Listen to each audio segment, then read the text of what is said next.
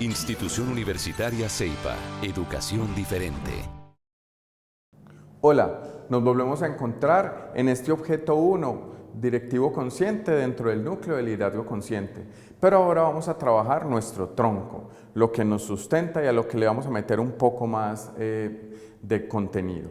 Y es que, directivo consciente. ¿Qué es un directivo consciente? Para poder entender lo que es un directivo consciente, tendremos que recordar lo que es conciencia y lo que es una persona consciente que vimos en la introducción de Kaufman y en las raíces que abordamos anteriormente. Ahora, en este tronco nos tendremos que enfrentar a la empresa. Un directivo consciente está inmerso en una organización, él con todo lo que es y la organización también con todo lo que es ella. Y en la organización, así como veíamos que en la persona encontramos niveles de relación con los demás, en la organización encontramos al menos 3 niveles por ese mismo lado. ¿Cuáles son? Básicamente, el ello, referido al trabajo en general, el ello es todo lo que hacemos diariamente cotidiano, nuestras funciones, lo que nos han delegado, en fin.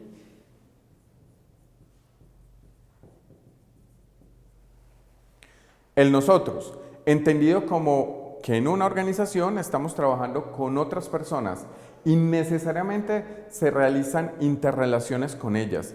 ¿De qué tipo son? Y de base de todo esto está el yo. Es decir, la persona es la que está en el fondo de toda organización. Por eso pensar en una organización consciente es pensar en que cada uno de los miembros de ella sean personas conscientes. Ahora bien, ¿qué implica que un directivo en una organización sea consciente?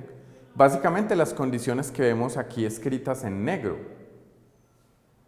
Responsabilidad, integralidad, humildad, comunicación, negociación, coordinación y maestría emocional. Pero ojo, no le hemos colocado un adjetivo que es necesario para cada una de ellas.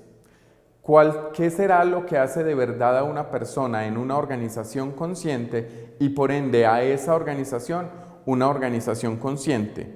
Básicamente lo siguiente, una responsabilidad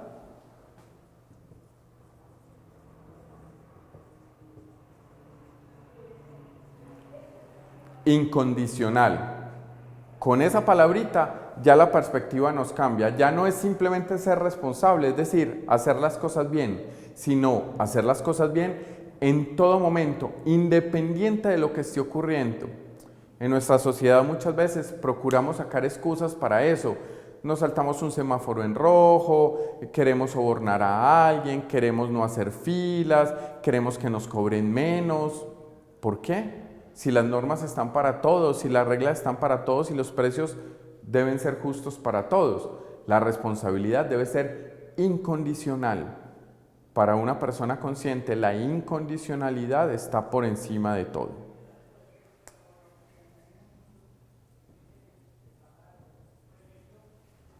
Y esto se une a la integridad. Integridad esencial. ¿Qué es esencial? Lo más profundo de mí, lo que yo soy y que muestro a los demás. Debemos ser unas personas íntegras. ¿Qué es eso?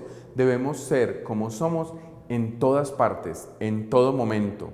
A veces nos acostumbramos a ser de una manera en la empresa y de otra muy diferente en la casa o con los amigos. No.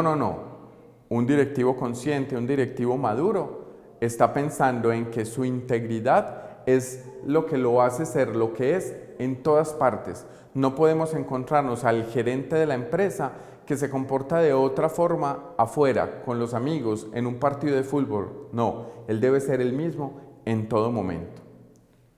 Y terminemos esta parte con la humildad. La humildad tiene una palabra desafiante.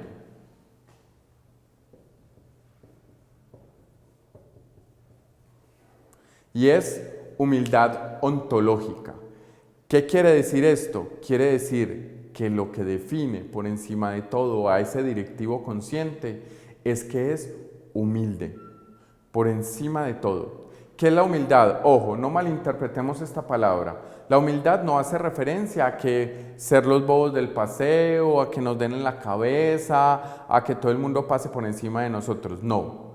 La humildad nos define que debemos ser personas que pensamos en los demás antes que en nosotros mismos. Eso sí, sin dejar que pasen por encima de nosotros, sin dejar que nos hagan a un lado o que abusen de nosotros. Un líder humilde, un directivo humilde, es aquella persona que piensa en su equipo de trabajo, que sabe hasta dónde puede llegar su equipo de trabajo y que cuando define funciones no está haciéndolo simplemente pensando en cómo beneficiar a uno y otros, sino que deben ser todos los beneficiados, la empresa, el equipo de trabajo, el mismo, en fin, no hay ningún interés oculto o velado por debajo de ellos. Estas tres son configuradas como características de un directivo consciente internas de sí mismo. Vamos a las otras tres que están ahí: comunicación, negociación y coordinación. Esas ya son las que hacen referencia a la relación con los demás. ¿Y qué adjetivito le ponemos a eso? Los siguientes: comunicación auténtica.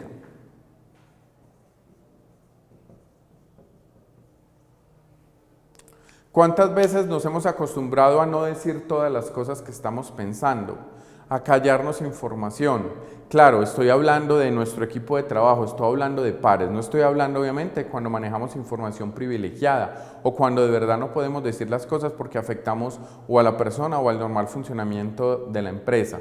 Estamos hablando de las situaciones aquellas en las que la información que yo tengo debe ser revelada y debe ser revelada transparentemente. Conocemos gerentes, jefes, que lo que hacen es usar esa información para beneficiarse únicamente ellos y dejar de lado a su equipo de trabajo. Eso hay que repensarlo desde la conciencia y desde lo que es cada uno de nosotros. Negociación.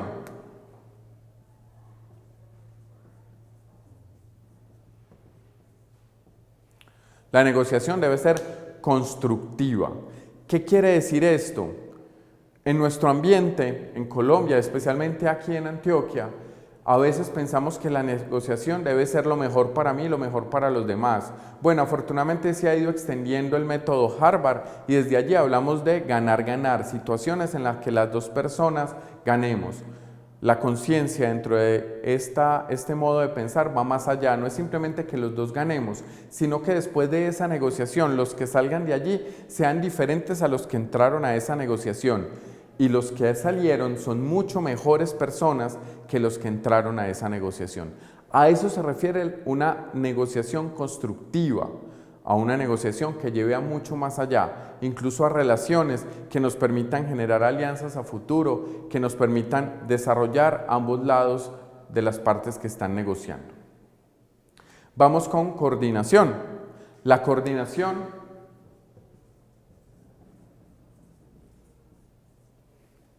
impecable. ¿Qué quiere decir esto? Que la coordinación debe ser absolutamente objetiva. No debemos estar simplemente pensando en que voy a coordinar horarios para uno y para otros, turnos para uno, para otro, según me caiga bien o no me caiga bien. No, todo debe ser una coordinación impecable. No debe haber ni nada que pueda manchar esa coordinación, ninguna duda sobre por qué tomaste esas decisiones. Todo esto, además, debe estar enmarcado en maestría emocional. ¿Qué quiere decir eso? Lo veremos más adelante en uno de los objetos. Hablaremos de soberanía emocional. Quiere decir, mis emociones no deben mandar por encima de mi racionalidad.